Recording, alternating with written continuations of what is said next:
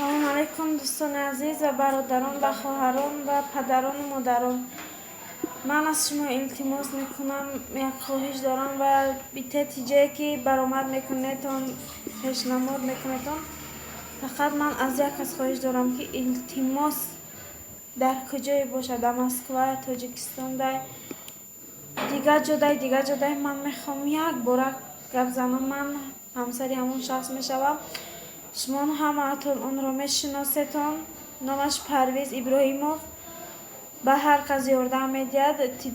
Тиҷа иҷида кор мекунад, видео мекунад. Ман ҳамин фаҳмидан мехоҳам ки ман ҳамин қадар хизмат кардам, ҳамин қадар азобша кашидам. Чӣ гуноҳ кардам ки дигар марда занг намезанад? Фақат хоҳиш дорам ки як борак занг занам, як борак мефаҳмам ки хатогим дар чӣ буд, чӣ кор кардам, ба чӣ кор машғул будам.